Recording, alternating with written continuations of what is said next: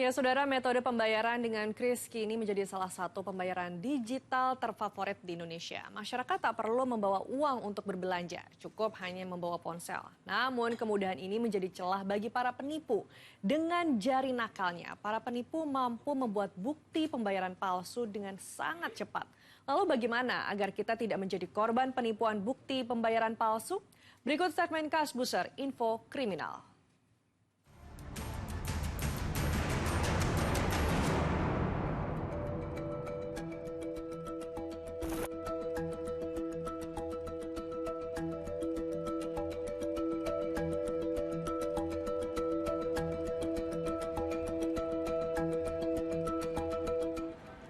Kasus penipuan pembayaran dengan modus pemalsuan kris atau bukti pembayaran yang merugikan pemilik usaha belakangan semakin marak terjadi.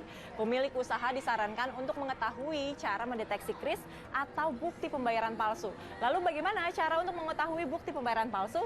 Simak info kriminal berikut ini. Aksi penipuan dengan modus memalsukan bukti transfer pembayaran di salah satu pusat perbelanjaan di Jakarta Selatan viral di media sosial. Dalam rekaman kamera pengintai atau CCTV di salah satu toko pakaian di Mall Pondok Indah, Jakarta Selatan, seorang wanita mengenakan pakaian merah muda sedang berpura-pura melakukan transaksi pembayaran melalui ponselnya. Dengan menggunakan kedua tangannya, wanita tersebut diduga mengedit bukti transfer untuk diperlihatkan ke penjaga toko. Akibat kejadian ini, pihak toko melaporkannya ke polisi. Berita viral itu kita tangani secara cepat. Tadi sudah dari Kanit Polsek Kebayoran Lama sudah cek TKP yang jelas ya di salah satu mall yang ada di wilayah Polres Metro Jakarta Selatan.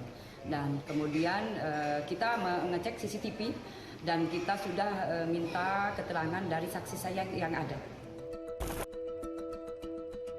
Tak membutuhkan waktu lama, polisi pun meringkus pelaku di sebuah hotel di kawasan Jakarta Selatan. Perempuan berinisial TNA 32 tahun warga Depok, Jawa Barat, dibawa ke Polres Metro Jakarta Selatan dan dipertemukan dengan pihak toko.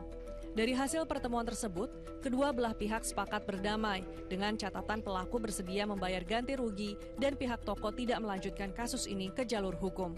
Saya selaku penipuan di toko Jenahara Pim 2 mengucapkan permohonan maaf sebesar-besarnya kepada toko Jenahara dan terima kasih sebanyak-banyaknya kepada manajemen toko. Terima kasih banyak atas kebesaran hatinya, juga kepada kasir yang saya rugikan yang sudah memberikan keringanan untuk saya melakukan ganti rugi penipuan tersebut. Dan saya berterima kasih kepada kantor Polres Metro Jakarta Selatan yang sudah bisa memediasikan kami antara saya, korban dan juga pelapor, sehingga saya bisa mengganti rugi dan juga saya bisa pulang dengan keluarga dengan nyaman. Dan dari pemilik toko baju melakukan mediasi saja, jadi tidak melaporkan hal yang dialaminya. Kemudian dari situ duduk bareng, kemudian terjadi mediasi dan berakhir dengan damai. Kasus penipuan bukti pembayaran palsu juga terjadi di kota Semarang, Jawa Tengah di sebuah toko di Jalan Pocowolo Barat. Penipu ini memanfaatkan kesibukan pedagang sehingga tidak sempat melihat proses pelaku melakukan transaksi QRIS dan hanya menunjukkan bukti jika transaksi selesai. Diduga pelaku mengedit bukti transaksi QRIS sehingga berhasil mengelabui pedagang. Pedagang baru menyadari telah ditipu setelah mengetahui tidak ada dana yang masuk ke rekening toko. Saat itu pelaku datang berbelanja pakaian dan minyak wangi dengan total nilai belanja lebih dari Rp400.000. Dia bilang ini sudah masuk ya Bu, saya foto itu saya percaya aja, terus saya kirimkan ke bos. Dia sudah pulang, saya kirim ke bos, saya BA-an sama bos gitu. Ketahuan terus besoknya bos telepon saya, kok QRIS-nya kemarin orang belanja itu bayar pakai QRIS apa ini BNI. Tapi tidak ada masuk, kata bos. Saya kaget toh, kan sudah ada buktinya kok belum masuk, ya saya kan nggak tahu gitu. Jadi ya sudah, akhirnya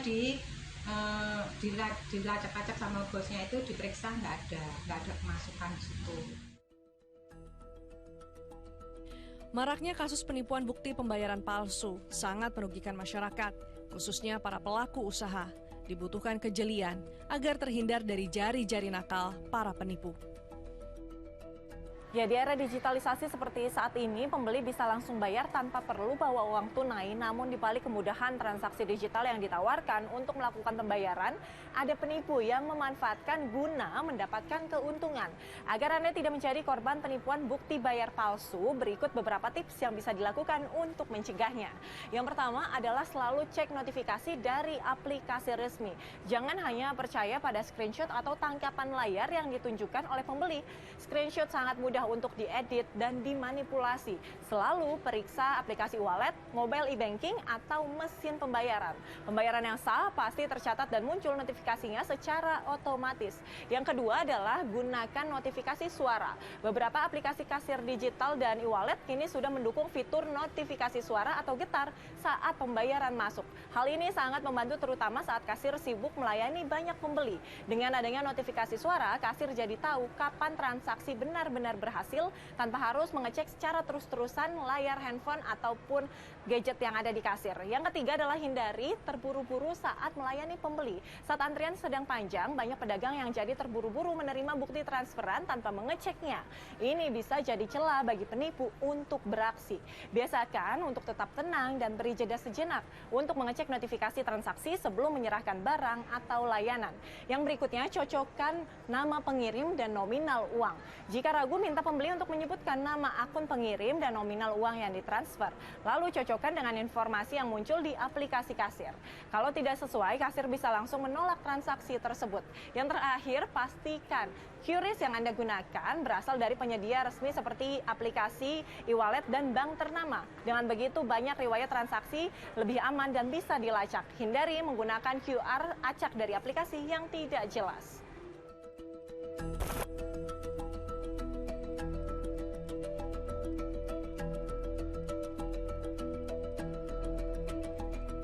Transaksi dengan QRIS memang memberikan banyak kemudahan, tapi tetap penting untuk berhati-hati terhadap penipuan bukti transfer palsu.